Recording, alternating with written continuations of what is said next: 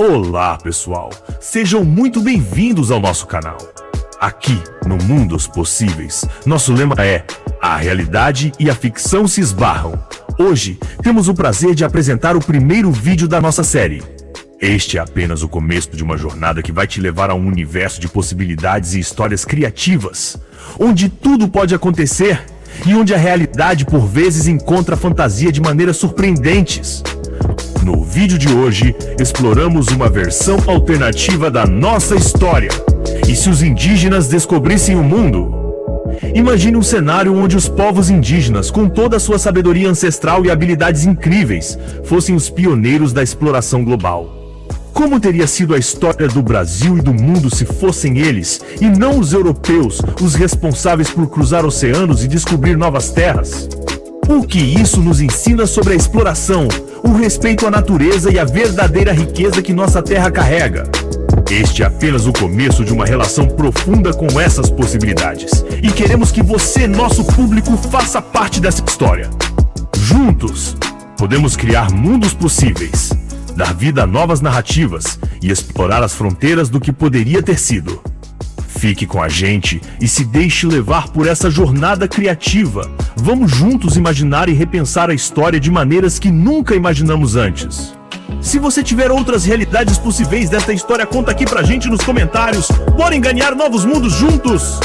Agora, prepare-se para embarcar nesta viagem com a gente. O futuro começa agora!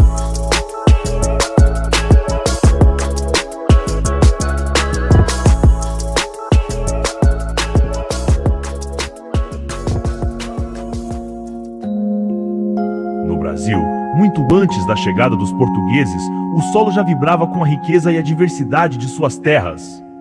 Desde os primeiros habitantes, as tribos indígenas formavam uma sociedade complexa, repleta de sabedoria ancestral e profundas conexões com a natureza. As florestas exuberantes, as vastas planícies e os rios imensos não eram apenas uma casa, mas um verdadeiro laboratório de conhecimento. Esses povos, muitas vezes subestimados pela história oficial, desenvolveram ao longo de séculos um vasto entendimento das estrelas, das correntes marítimas e dos ventos. Suas canoas, feitas com a habilidade refinada da marcenaria, eram mais do que simples meios de transporte. Eram verdadeiras naves que cortavam as águas com uma precisão impressionante. Eles possuíam uma tecnologia de navegabilidade que ao longo dos anos foi aperfeiçoada, possibilitando longas viagens pelo oceano.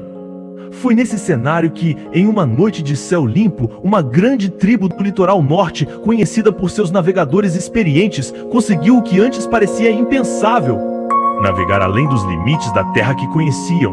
Usando as estrelas como guia, os ventos como aliados e uma sabedoria ancestral transmitida por gerações, eles zarparam em direção ao desconhecido.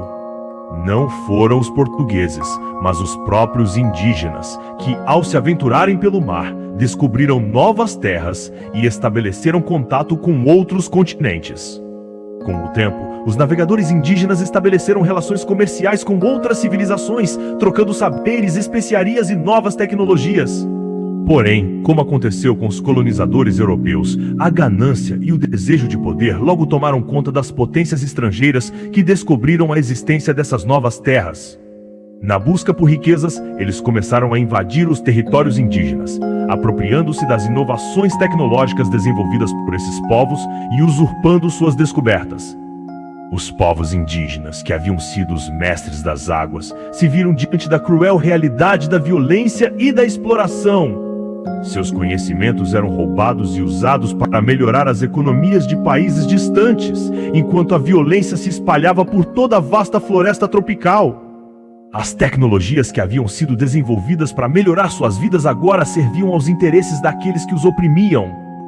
As potências estrangeiras usaram suas armas de fogo e suas doenças para subjugar as tribos, forçando-as à escravidão, ao trabalho nas minas e nas plantações. O domínio europeu sobre as terras brasileiras foi construído com o sofrimento e a destruição das culturas nativas. Em um ato de resistência, Os povos indígenas ainda tentaram lutar pela preservação de suas terras e conhecimentos, mas foram silenciados pela força do poder colonial. O grande marco dessa história alternativa se dá no momento em que a terra, antes intocada e pura, começa a ser devastada em nome da colonização. A devastação das florestas tropicais, um dos maiores legados das primeiras colonizações, não foi apenas um reflexo do desmatamento para a expansão agrícola, mas também do roubo das riquezas naturais. Entre as árvores, uma delas em particular, com casca vermelha de grande valor comercial, se tornou símbolo desse processo, a árvore do pau-brasil. E assim, o nome Brasil surgiu, não como algo ligado à terra virgem e sua diversidade, mas como um símbolo da destruição das florestas e do sangue derramado pela violência das invasões. O pau-brasil, essa árvore que sangrava um corante de valor inestimável, passou a representar o que realmente aconteceu. O Brasil como uma terra onde, ao invés de ser respeitada e valorizada, a natureza foi despojada, usurpada em seu próprio solo. O corante vermelho, que antes era um tesouro de sua própria terra, se tornou o maior produto de exportação para o Império Europeu. E o Brasil, uma terra rica de saberes e cultura, foi reduzido a uma colônia que só servia para alimentar as necessidades de outros países, enquanto seus verdadeiros mestres e donos, os povos indígenas, eram marginalizados e empobrecidos. E assim, a história que nunca foi contada, mas que poderia ter sido, mostra como a verdadeira história do Brasil se misturaria com as brasas que consumiram suas florestas, transformando o pau-brasil no símbolo de um mundo roubado e de uma riqueza apropriada à força. Essa narrativa fictícia explora a ideia de uma história alternativa onde os indígenas são os protagonistas do encontro com outros continentes, mas, assim como na realidade, acabam sendo vítimas de exploração. O nome Brasil neste cenário é ligado à destruição das florestas e à violência que marcou a colonização,